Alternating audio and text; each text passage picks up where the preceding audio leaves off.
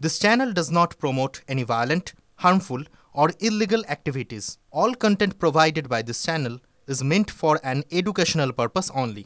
Cancer Healer Center, a new beginning. প্রাথমিক নিয়োগ দুর্নীতি মামলায় সাপ্লিমেন্টারি চার্জশিট জমা দিল সিবিআই। এই মুহূর্তে আরও একটা বড় খবর, প্রাথমিক নিয়োগ দুর্নীতি মামলা সাপ্লিমেন্টারি চার্জশিট জমা দিল সিবিআই। কার কার নাম রয়েছে চার্জশিটে জানাবেন প্রতিনিধি সুজয় রয়েছেন আমাদের সঙ্গে। সুজয়। দীপ, এই সাপ্লিমেন্টারি চার্জশিটে প্রথমে নাম রয়েছে সুজয় কৃষ্ণ ভদ্রের, তারপরে নাম রয়েছে তৃণমূলের যুবনেতা শান্তনু বন্দ্যোপাধ্যায় এবং অরুণ হাজরা। এই তিনজনের নাম রয়েছে এবং যে যে ধারায় চার্জশিট দেওয়া হয়েছে তার সেগুলি হলো জালিয়াতি, প্রতারণা, তথ্য প্রযুক্তি।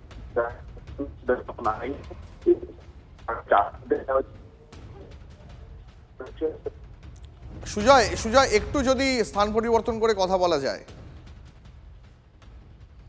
দেখো, নতুন যে ধারা যুক্ত করা হয়েছে তার মধ্যে 201 অর্থাৎ তথ্য প্রমাণ লোপাটের ধারা যোগ করা হয়েছে এই চার্জশিটে। তার পাশাপাশি সুজয় কৃষ্ণ ভদ্র, শান্তনু বন্দ্যোপাধ্যায় তৃণমূল যুবনেতা এবং অরুণ হাজরা, এই তিনজনের নাম রয়েছে চার্জশিটের এবং এটা সাপ্লিমেন্টারি চার্জশিট, সেটা উল্লেখ করা হয়েছে।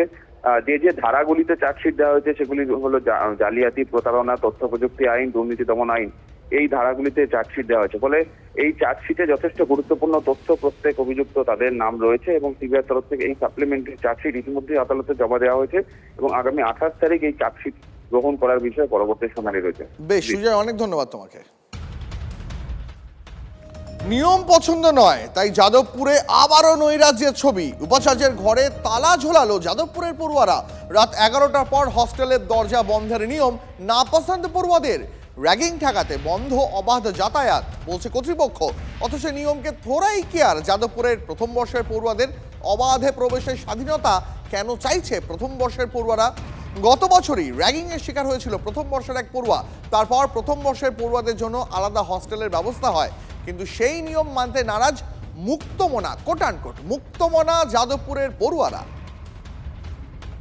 গত বছরই যাদবপুর বিশ্ববিদ্যালয়ে প্রথম বর্ষের পড়ুয়ার মৃত্যু হয়, উঠে আসে র্যাগিং তত্ত্ব।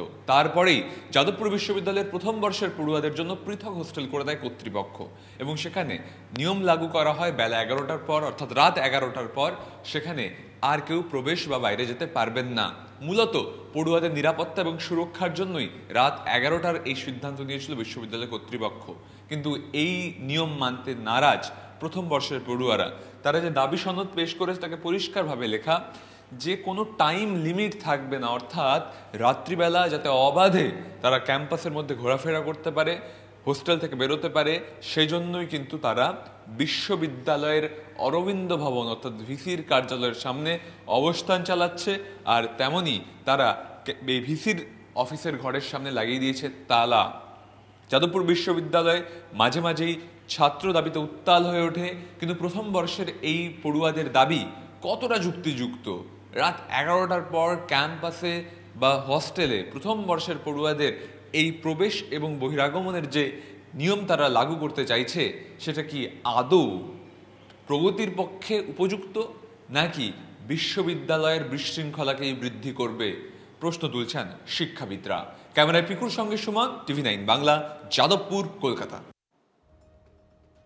যারা করছে নিশ্চয়ই তাদেরকে আমার বিশ্বাস হয় না যে সমস্ত বই এই দাবি করছে। নিশ্চয়ই কিছু বিপথগামী ছাত্র রয়েছে, হয়তো তাদের কিছু সিনিয়ররাও রয়েছে যারা তাদের ভুল বোঝাচ্ছে, তাই করছে। একদমই ইউজিসির গাইডলাইন মেনে যেটা আমরা করতে বাধ্য। এবং সবচেয়ে বড় কথা যে আমাদের এখানে যেখানে 1 বছর আগে এরকম একটি ঘটনা ঘটে গেছে, সেখানে আমরা সেই গাইডলাইন সম্পূর্ণ তো শুধু আইনগতভাবে মানতে বাধ্য নই, আমাদের বিবেকের দিক থেকেও তাদের এই গার্জিয়ানরা তাই ছাত্রদের ছেলেদের দায়িত্ব দিচ্ছেন এবং সেই দায়িত্ব আমাদের পালন করা উচিত। সেখানে পিছিয়ে গেলে মোটেই চলবে না। ছবি দেখাচ্ছি আপনাদের, যাদবপুর বিশ্ববিদ্যালয়ে আবার নৈরাজ্যের ছবি। উপাচার্যর ঘরে তালা ঝোলালো যাদবপুরের পড়ুয়ারা। রাত 11টার পর হস্টেলের দরজা বন্ধের নিয়ম, সেই নিয়ম পছন্দ নয় পড়ুয়াদের। র্যাগিং ঠেকাতেই বন্ধ অবাধ যাতায়াত বলছে কর্তৃপক্ষ, অথচ সেই নিয়মকে থোড়াই কেয়ার যাদবপুরের প্রথম বর্ষের পড়ুয়াদের। অবাধে প্রবেশের স্বাধীনতা তারা চাইছে, কিন্তু কেন চাইছে এই নিয়ম প্রথম বর্ষের পড়ুয়ারা? গত বছর র্যাগিং এর শিকার হয় প্রথম বর্ষের এক ছাত্র। তারপর প্রথম বর্ষের পড়ুয়াদের জন্য আলাদা হস্টেলের ব্যবস্থা করা হয়েছিল তাদের ভালোর জন্য, কিন্তু সেই নিয়মই এখন মানতে নারাজ মুক্তমনা যাদবপুরের পড়ুয়ারা, আর তাই উপাচার্যের ঘরের সামনে ঝুলছে তালা। আর এদিকে ট্যাংরাকাণ্ডের মধ্যে বীরভূমে মা এবং 2 শিশুর রহস্য মৃত্যু। মোহাম্মদ বাজারের বাড়ি থেকে উদ্ধার 3 জনের রক্তাক্ত দেহ। 3 জনকেই খুন করা হয়েছে বলে অভিযোগ। মৃতদেহ তুলতে গেলে বাধা দেন গ্রামবাসীরা। পুলিশ কুকুরে এনে তদন্তর দাবি। জানা গেছে মহিলার স্বামী, তিনি কর্মসূত্রে বাইরে থাকেন। প্রতিবেশীরা দেহ দেখতে পেয়ে পুলিশে খবর দেন। ঘটনাস্থলে পুলিশ পৌঁছায়, সেই সময় মৃতদেহ নিয়ে যেতে বাধা দেন গ্রামবাসীরা। তাদের দাবি পুলিশ কুকুর আনতে হবে, তারপরেই তারা দেহ নিয়ে যেতে দেবেন। শিশুও নিরাপত্তা নাই। পশ্চিমবাংলা আর এই বীরভূম জেলা আজকে দুষ্কৃতীদের সর্বরাজ্য হয়েছে।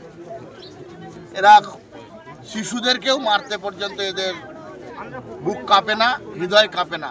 আগামীকালকে আমার বাড়ির বাচ্চাও কিন্তু নিরাপদ থাকবে না।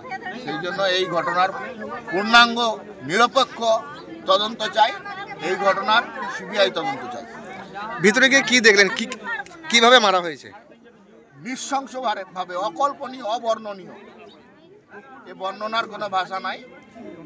এরা অত্যন্ত দুঃখজনক, মর্মান্তিক ঘটনা, লজ্জাজনক ঘটনা। এ মধ্যযুগীয় বর্বরতাকে হরণ করবে।